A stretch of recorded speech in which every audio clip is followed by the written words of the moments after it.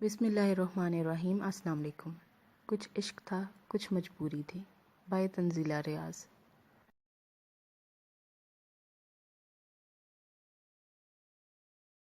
یہ کیسی لگ رہی ہے؟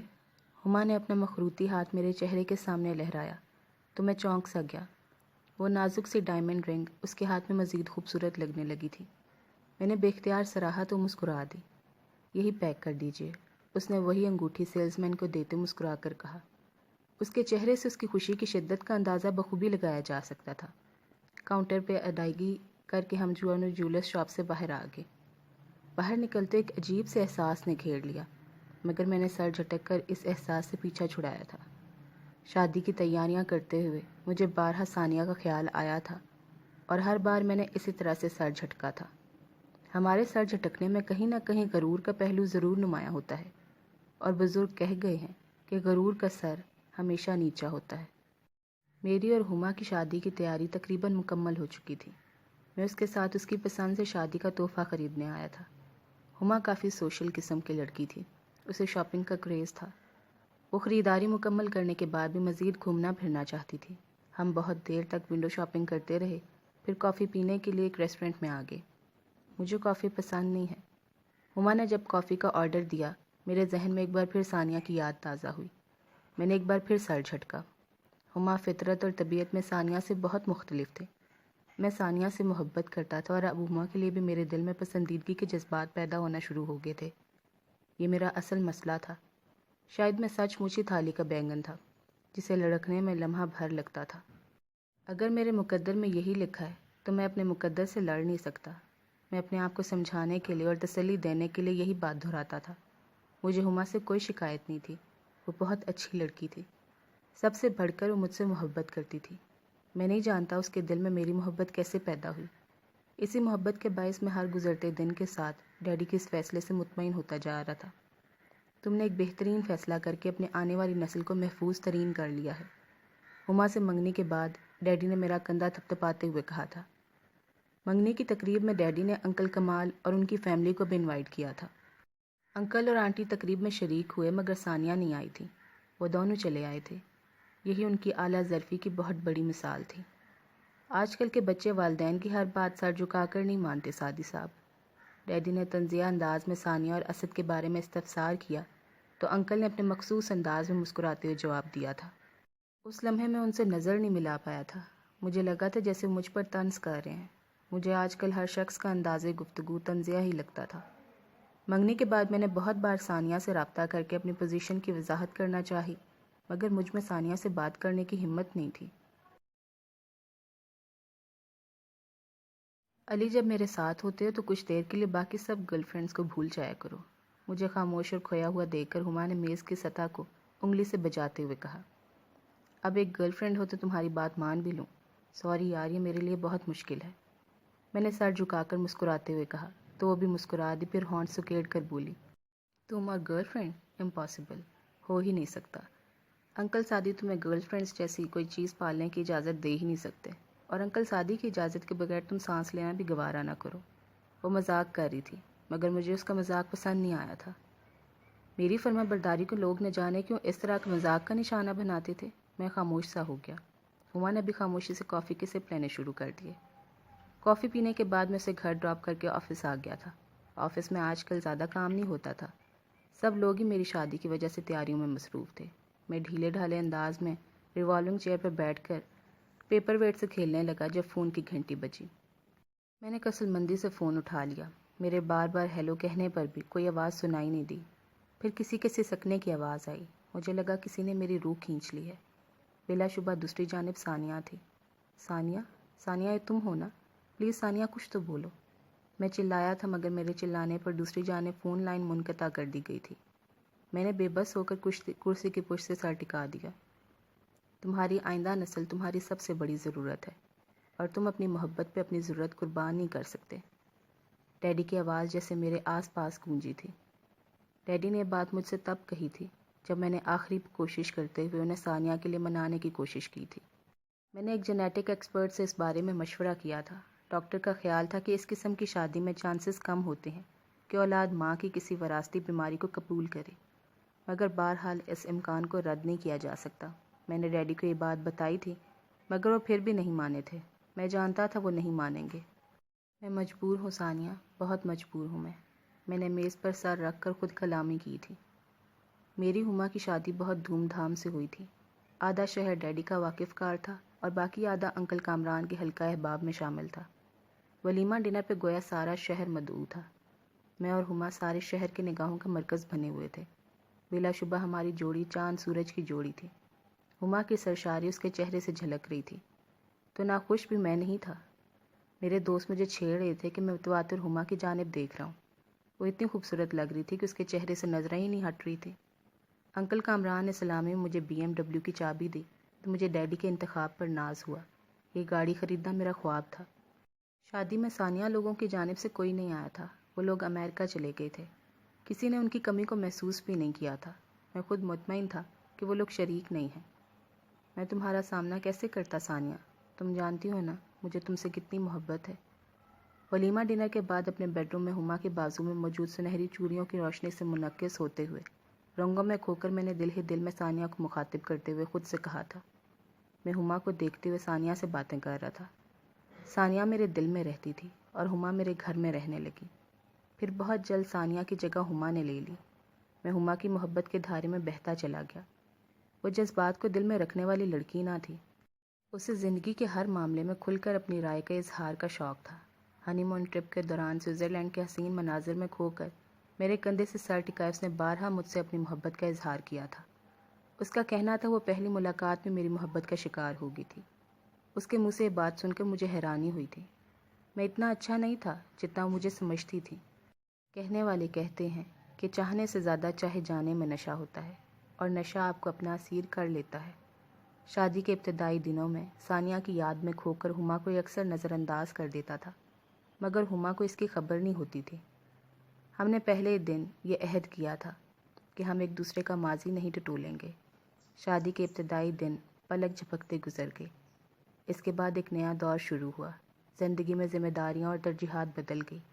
میں بزنس کا دائرہ بہت وسیع کر دینا چاہتا تھا، اس لیے میں نے چند ملٹی نیشنل کمپنیز کے شیئر خریدے جو دن دگنی ترقی کر رہی تھی۔ وقت ہم پر مہربان تھا، اس لیے دھن ہم پر بارش کی طرح برسنے لگا۔ ہما نے بھی دوبارہ سے سب پرانی کلبز اور آرگنائزیشنز جوائن کر لی۔ میں اس کی مصروفیت سے مطمئن تھا کیونکہ وہ ہاؤس وائف بن کر نہیں رہ سکتی تھی۔ ہمارے بچے بھی نہیں تھے کہ ان کی تربیت کرتے وقت گزار دیتی، اس لیے ڈیڈی نے بھی اس کے اس اقدام کو ناپسند نہیں کیا تھا۔ ممی کو اگرچہ سوشل بٹر فلائی ٹائپ بہو نہیں چاہیے تھی، مگر ہم باپ بیٹے کی مرضی کے آگے وہ بھی خاموش تھیں۔ ان سب باتوں کے باوجود نہ جانے کیوں ہما کے مزاج میں عجیب سا کھچاؤ آتا جا رہا تھا۔ ہماری شادی کو ابھی 1 سال ہی ہوا تھا، مگر یوں لگتا تھا جیسے ہم 10 سالہ ازدواجی زندگی گزار چکے ہیں۔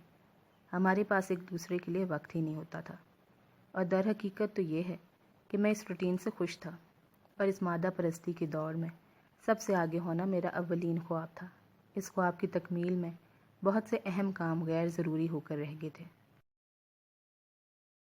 شادی کی پہلی سالگرہ آئی تو ہم نے بڑے پیمانے پہ کوئی پارٹی ارینج کرنے کے بجائے ایک دوسرے کی سنگت میں وقت گزارنے کو ترجیح دی۔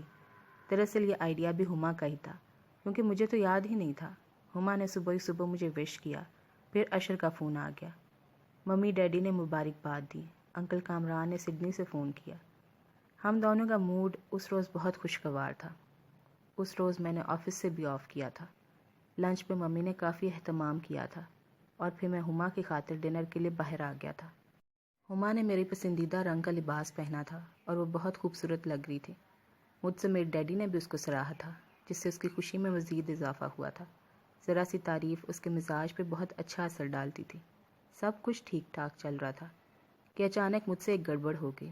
ڈنر کا آرڈر دیتے ہوئے اس نے پران پلاؤ منگوایا تو میرے منہ سے پھسل گیا۔ تمہیں تو پران پلاؤ سے سخت نفرت تھی۔ اس نے بھویں چکا کر میری طرف دیکھا، پھر بولی، مجھے سی فوڈز میں صرف پرانز ہی پسند ہیں۔ اچھا، مگر تم نے تو مجھ سے خود کہا تھا۔ میں نے مسکراتے ہوئے کہا، اور وہ کچھ سنجیدہ ہوگی۔ میں نے ایسے کبھی نہیں کہا لی، اسی سنجیدگی کے زیر اثر وہ بولی۔ تم ہر بات بھول جاتی ہو ثانیہ۔ میں کسی خیال کے زیر اثر بولا۔ اس کے چہرے کے تاثرات یکدم بدل گئے۔ میرا نام ثانیہ نہیں، ہما ہے، ہما علی، وہ سرد لہجے میں بولی۔ مجھے حیرت کا خفیف سے جھٹکا لگا۔ مجھے پتہ ہی نہیں چلا تھا کہ میں ہما کو ثانیہ کہہ کر مخاطب کر گیا ہوں۔ مجھے ایک لمحہ لگا تھا اپنے آپ کو سنبھالنے میں، پھر میں نے ایک زوردار کہکا لگایا۔ شکر ہے میں نے جان بوجھ کر تمہیں تمہارے نام کے بجائے کسی اور نام سے مخاطب کیا تاکہ تمہارے چہرے کے تاثرات دیکھ سکوں۔ تم آج واقعی بہت خوبصورت لگ رہی ہو، حتیٰ کہ خفگی میں بھی اتنی اچھی لگ رہی ہو کہ تمہارے چہرے سے نظر ہٹانے کو دل نہیں چاہ رہا۔ میں نے شرارتی انداز میں کہا تو ہما کے چہرے پر میٹھی سے مسکان بکھر گئی۔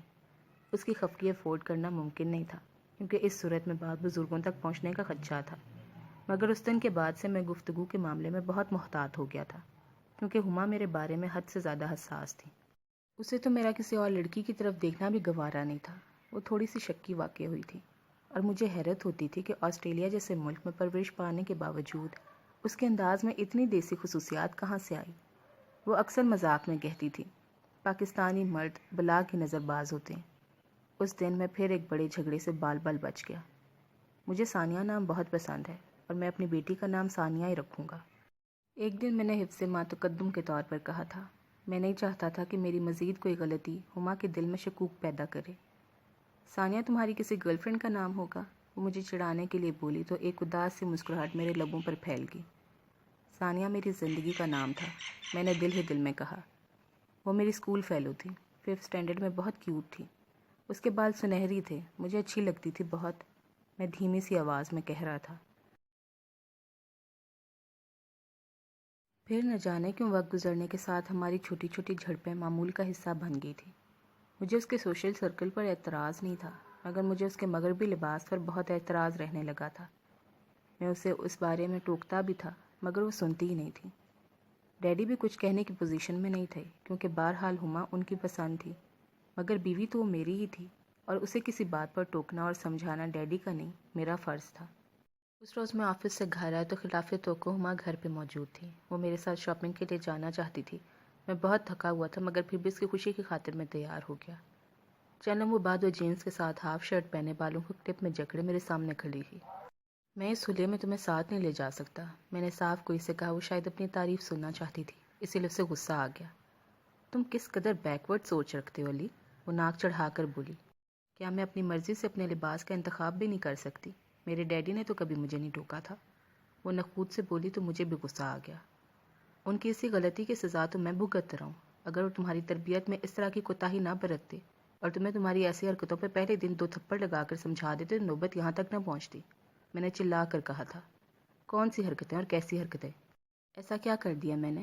بولو، آوارہ ہوں کیا میں؟ تمہاری بات نہیں مانتی یا پھر کچھ اور؟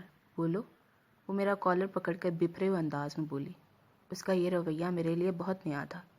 میں نے سختی سے اپنا کالر چھڑا کر اسے بستر پر دھکا دے دیا۔ تم ایک انتہائی بدتمیز، ایل مینرڈ اور کنزرویٹو انسان ہو۔ عورت سے کس طرح بات کی جاتی ہے تمہیں سکھایا ہی نہیں گیا۔ تمہارے والدین نے تمہیں یہ بتایا ہی نہیں ہے کہ وائف سے کس طرح ٹریٹ کیا جاتا ہے۔ تم شٹ اپ ہما، بات میری ذات تک محدود رکھو۔ میرے ماں باپ کو بیچ میں گھسیٹنے کی ضرورت نہیں ہے، سمجھی تم؟ میں نے گرا کر کہا۔ اگر تمہیں میرے پیرنٹس کے انسلٹ کا حق ہے تو میں بھی تمہارے پیرنٹس کے بارے میں اسی طرح سے بات کروں گی۔ اور حقیقت تو یہ ہے کہ تم ایک درندہ صفت انسان ہو۔ ایک دوگلے اور گھٹیا انسان کے ساتھ رہنے سے بہتر ہے میں کسی گھوڑے کے ساتھ رہ لوں، کیونکہ وہ بھی کم از کم تمہاری نسبت بہتر ہوگا۔ وہ جاہل عورتوں کی طرح بات کرتے انتہائی زہر لگ رہی تھی۔ اپنے باپ سے کہنا تھا نا وہ تمہاری شادی کسی گھوڑے سے کرتے یا پھر ہاتھی سے، کیونکہ تم کسی مہذب انسان کے ساتھ رہنے کے قابل نہیں ہو۔ تم چڑیا گھر اور استبل جیسے جگہوں پر ہی خوش رہ سکتی تھی جہاں تمہیں ہر قسم کی آزادی ہوتی۔ میرے اس طرح سے کہنے پر وہ چھلانگ لگا کر بستر سے اتری۔ میں نے اپنے باپ سے نہیں کہا تو تم اپنے باپ سے کہہ دیتے، مگر تم کیسے کہہ سکتے تھے؟ اپنے باپ کے سامنے تو تمہاری آواز بند ہو جاتی۔ کتنے بیچارے ہو تم کہ اپنے باپ سے؟ میری برداشت اس سے زیادہ نہیں تھی۔ میں نے کھینچ کر ایک تھپڑ اس کے گال پر رسید کر دیا تھا۔ ایک لمحے کو وہ گنگ سی رہ گئی تھی، پھر اس کے لبوں سے انگلش میں گالیوں اور کوسوں کا ایک سیلاب رواں ہو گیا تھا جو میں نہیں سن سکتا تھا۔ میں اپنے بیڈ روم سے باہر نکل گیا۔ لاؤنج پر ممی ڈیڈی میری سمت دیکھ رہے تھے، مگر میں کچھ کہنے کے بجائے باہر کی سمت چل دیا۔ میں بہت دیر تک بلا وجہ سڑکوں پہ گاڑی دھراتا رہا۔ اس دوران مجھے پیاس لگی تو میں ایک اوپن ایئر ریسٹورینٹ سے کولڈ ڈرنک لینے کے لیے رکا۔ لان میں لگی ٹیبلز میں سے ایک ٹیبل پر میں نے اشر کو بیٹھے دیکھا، وہ کسی لڑکی کے ساتھ تھا۔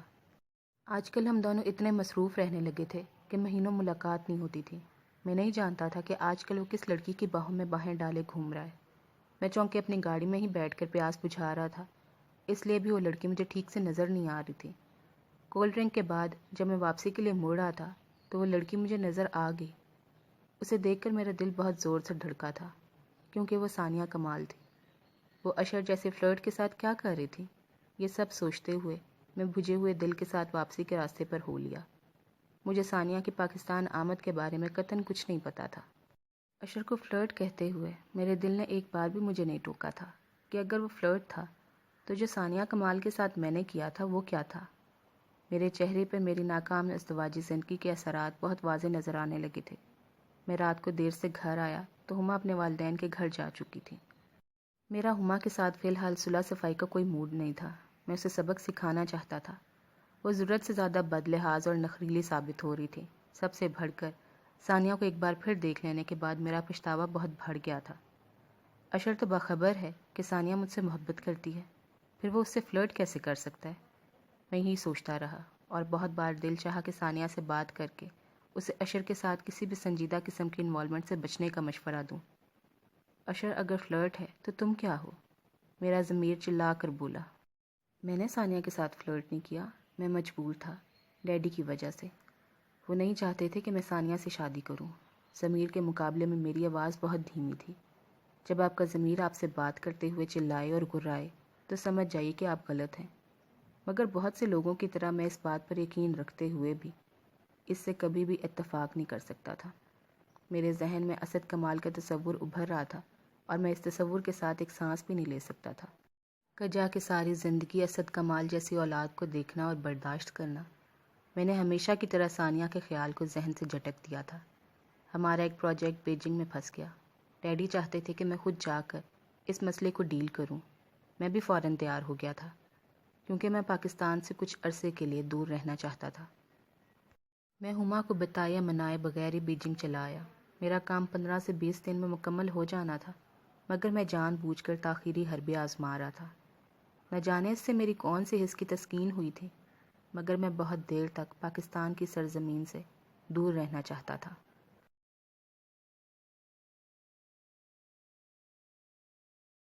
میں اور ثانیہ شادی کرنے والے ہیں، اشر نے گویا دھماکہ کیا تھا۔ میں نے حیرت سے اس کا چہرہ دیکھا۔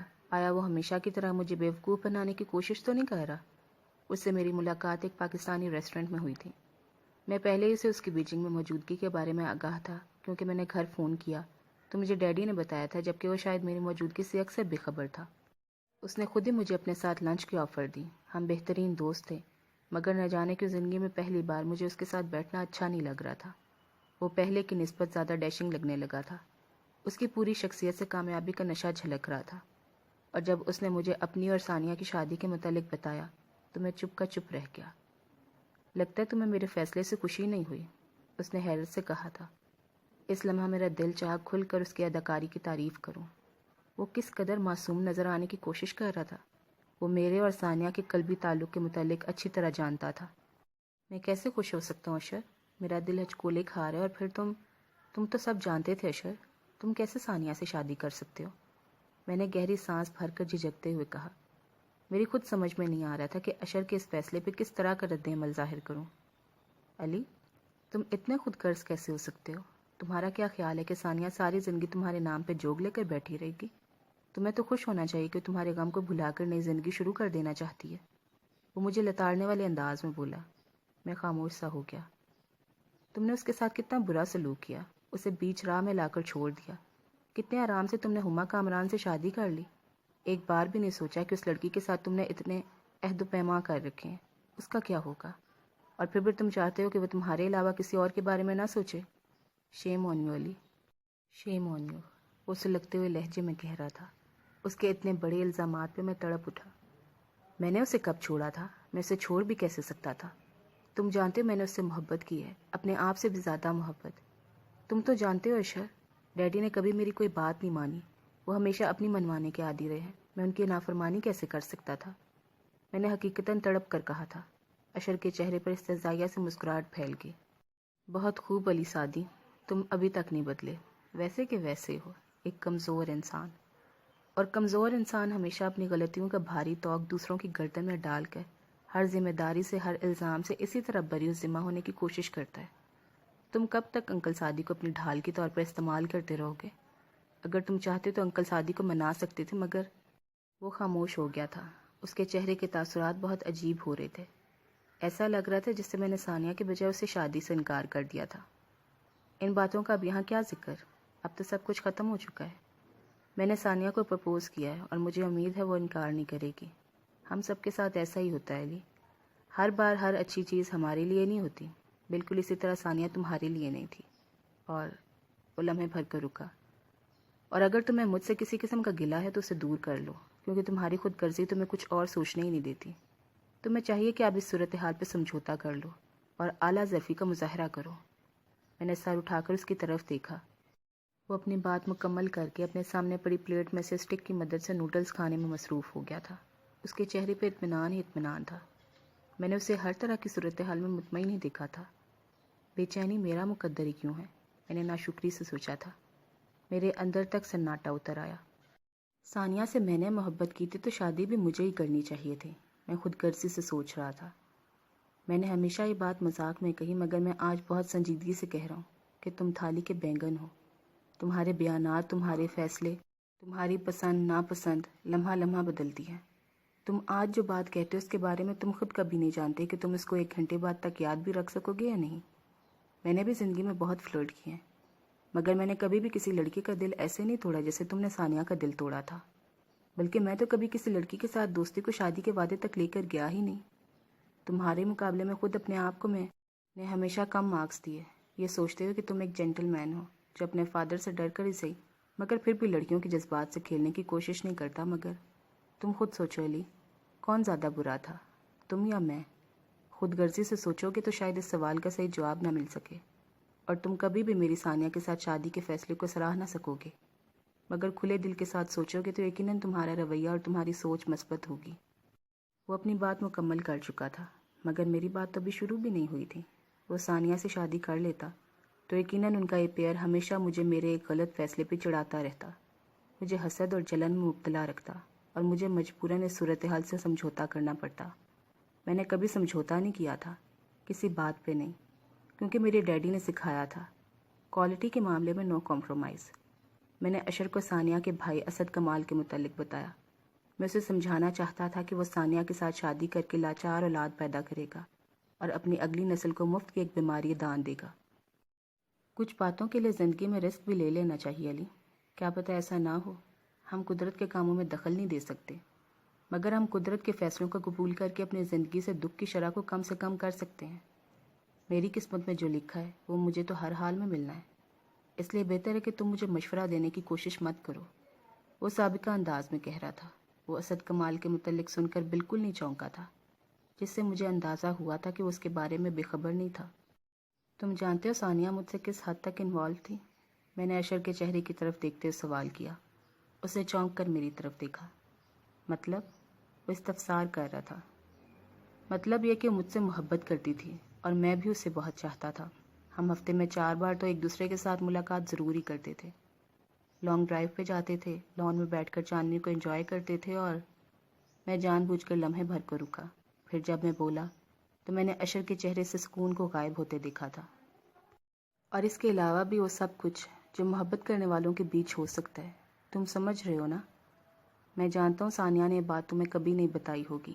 میں نے خود غرضی کے انتہا کرتے ہوئے اس پاک باز لڑکی کو اشر کی نظروں میں گرانے کے لیے ہر جھوٹ بول دیا تھا۔ اشر جب میرے سامنے سے اٹھ کر گیا تو اس کے کندھے جھکے ہوئے تھے اور اس کی آنکھوں میں سب کچھ گنوا دینے کی تحریر رقم تھی۔ مجھے معاف کر دینا ثانیہ، میں تم سے بہت محبت کرتا ہوں۔ میں نے مطمئن ہو کر دل ہی دل میں ثانیہ کو مخاطب کیا۔ وہ رات بہت بھاری تھی میرے لیے۔ میں نے حسد کا شکار ہو کر اتنا بڑا جھوٹ بول دیا تھا، مگر ساری رات میرا ضمیر مجھے کچوکے لگاتا رہا۔ ثانیہ کو یقیناً حق تھا کہ وہ مجھے بھلا کر اپنی نئی زندگی شروع کرتی، مگر میں نے اس سے یہ حق بھی چھین لیا تھا۔ صبح اٹھا تو میری طبیعت کچھ اچھی نہیں تھی۔ مجھے گزشتہ کچھ سالوں سے گردے کے درد کی تکلیف تھی۔ میں نے پاکستان میں بھی اچھے یورولوجسٹ کنسلٹ کیا تھا، مگر افاقہ نہیں ہوا تھا۔ میں بیجنگ کے مشہور یورولوجسٹ سے ٹائم لے کر چیک اپ کے لیے گیا۔ مجھے یہاں آئے تقریباً 20 دن ہو گئے تھے اور میں 1 ہفتے تک واپس جانے والا تھا۔ واپس جا کر سب سے پہلے اشر سے مل کر ایکسکیوز کروں گا، میں نے دل ہی دل میں تہیہ کیا تھا۔ یورولوجسٹ نے مجھے بہت سے ٹیسٹ کروانے کے لیے کہا۔ میں اس ساری صورتحال سے تنگ آ گیا تھا. ایک عام سے درد کو بہت خاص بنانے کی کوشش کر رہا تھا. پھر اس کے عجیب و غریب سوالات مجھے الجھن میں مبتلا کرتے تھے. اسی دوران میں نے پاکستان فون کیا تو ممی نے مجھے بتایا کہ ہما گھر واپس آ گئی ہے. مجھے ایک کمینی سے خوشی محسوس ہوئی. ہما کا اس طرح میری بات پر سر جھکانا مجھے بہت اچھا لگا تھا. ممی کے کہنے پر میں نے ہما سے بات کی. وہ بہت دھیمی آواز میں بات کر رہی تھی، جیسے بیمار ہو. میں اس کا نخرہ سمجھ رہا تھا. وہ شرمندہ تھی مگر اپنی شرمندگی ظاہر بھی نہیں کرنا چاہتی تھی. علی، اب واپس آ جاؤ پلیز، اس نے مجھ سے کہا تو مجھے خوشگوار سی حیرت ہوئی. اس کے انداز میں اور مزاج میں خاطر خواہ تبدیلی آ چکی تھی. اس نے دوبارہ فون ممی کو دے دیا تھا. مجھے ریسیور سے ممی کی ہنسی کی آواز آئی تھی. علی، میں دادی بننے والی ہوں، وہ بشاش سے لہجے میں کہہ رہی تھی. وہ اتنی بڑی خوشخبری تھی کہ میں فون پہ خوشی سے چلانے لگا تھا. مجھے اشر، ثانیہ، ڈیڈی سب کچھ بھول گئے تھے. یاد رہا تو اتنا کہ میں باپ بننے والا ہوں. میں نے ممی سے وعدہ کیا تھا کہ میں اسی ہفتے پاکستان واپس آ جاؤں گا. حقیقت تو یہ ہے کہ میں اب اڑ کر پاکستان پہنچ جانا چاہتا تھا. مجھے ہما کے لیے بے پناہ الفت محسوس ہو رہی تھی. میں جو صرف ایک دن پہلے ہما سے علیحدگی کے بارے میں سوچ رہا تھا، یکدم سجدہ شکر بجا لایا کہ میرے اور ہما کے تعلقات میں کوئی ایسی دراڑ نہیں آئی تھی جسے بھرا نہ جا سکے. میں بہت خوش تھا. میں نے ہوٹل انتظامیہ کو بتا دیا کہ میں ایک دن بعد چیک آؤٹ کرنے والا ہوں. میں اپنے گھر والوں کو سرپرائز دینا چاہتا تھا. کمرے میں آ کر پیکنگ کرتے ہوئے مجھے خیال آیا کہ مجھے آخری بار اپنے یورولوجسٹ سے ضرور مشورہ کرنا چاہیے. میں نے آپ سے پہلے ہی کہا تھا کہ درد گردہ نہیں ہے، اس نے فخر سے بتایا. گویا اسے اپنی تشخیص کے درست ثابت ہونے پہ خوشی ہو رہی تھی. وہ مجھے مختلف باتیں بتانے لگا. پیٹ کے مختلف حصوں کے بارے میں بتاتے ہوئے وہ دل، جگر، گردہ، پتا، مثانہ، ہر عضو کے کاموں کے متعلق بتا رہا تھا. وہ چینی لہجے میں انگریزی بولنے کی کوشش کر رہا تھا اور مجھے بہت دل لگا کر اس کی بات سننی پڑ رہی تھی. میں بے دلی سے اس کی باتیں سنتے پاکستان میں موجود اپنی بیوی کے متعلق سوچ رہا تھا. آپ کی شادی ہو چکی ہے؟ اس ڈاکٹر نے ایک دم سوال کیا. وہ یہ سوال کئی بار مجھ سے پوچھ چکا تھا اور ہر بار بھول بھی جاتا تھا. جی اتفاق سے، میں نے جواب دیا. بچے تو نہیں ہوں گے آپ کے؟ اس نے ایک بار پھر پوچھا.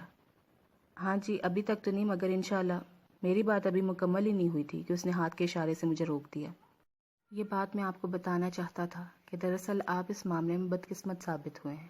آپ اولاد کی نعمت سے محروم رہیں گے. اس نے دھماکہ کیا تھا. میری آنکھیں حیرت سے جیسے پھٹ سی گئی تھی. Are you mad? میں نے بھویں چکا کر ناگواری سے کہا تھا.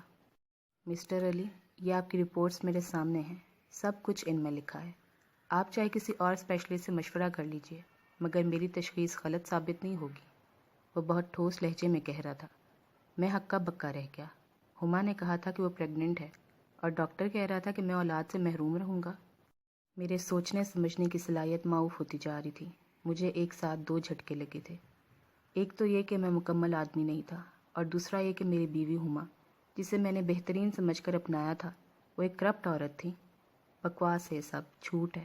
میں کلینک سے واپس آتے خود کو یہی تسلی دیتا رہا. میں نے ایک اور یورولوجسٹ سے رابطہ کیا. اس نے رپورٹ دے کر وہی بات کہی تھی جو مسٹر ٹاؤچن نے کہی تھی. آسمان جیسے ڈھرام سے میرے سر پر آ گرا تھا. کوالٹی کے معاملے میں نو کمپرومائز. ڈیڈی کی بات مسلسل میرے ذہن میں گونج رہی تھی. آپ کبھی باپ نہیں بن سکیں گے مسٹر علی سعدی، ڈاکٹر کہہ رہا تھا. علی، میں دادی بننے والی ہوں، ممی کہہ رہی تھی. علی، جلدی واپس آ جاؤ پلیز، ہما کہہ رہی تھی. کوالٹی کے معاملے میں نو کمپرومائز، ڈیڈی کہہ رہے تھے. پہلے سب باری باری کہہ رہے تھے، پھر سب نے ایک ساتھ کہنا شروع کر دیا. میرا سر پھٹنے لگا تھا. تم نے اپنی نسل کو محفوظ ترین کر لیا ہے، ڈیڈی کی آواز ایک بار پھر گونجی تھی. اللہ نے میری نسل کو محفوظ کر کے لاکر میں رکھ دیا ہے. اب آپ یا میں، ہم کبھی بھی اس کو نہیں پا سکیں گے. میں نے تقریباً روتے ہوئے کہا تھا. میں علی سعدی، ایک کامیاب انسان جس نے کبھی ناکامی کا منہ نہیں دیکھا تھا، جو ایک مکمل انسان تھا جس نے ہمیشہ بہترین کا انتخاب کیا تھا، جو نقص تو نقص اس کا عکس بھی برداشت کرنا پسند نہیں کرتا تھا. ایک ایسی قیامت ٹوٹ پڑی تھی مجھ پر. اس رات خواب میں مجھے انکل کمال، اسد کمال، ثانیہ کمال، اشر اور ڈاکٹر ٹاؤچن کی شکلیں نظر آتی رہیں. قسمت کا عجب اسٹراک لگا تھا کہ ہر چیز رات کی تاریکی جیسے سیاہ رنگ میں رنگ گئی تھی. تکلیف، حد سے زیادہ تکلیف. میں نے تکلیف سے ہاتھ نہیں ملایا تھا مگر وہ خود ہی آگے بڑھ کر میرے گلے لگ گئی تھی.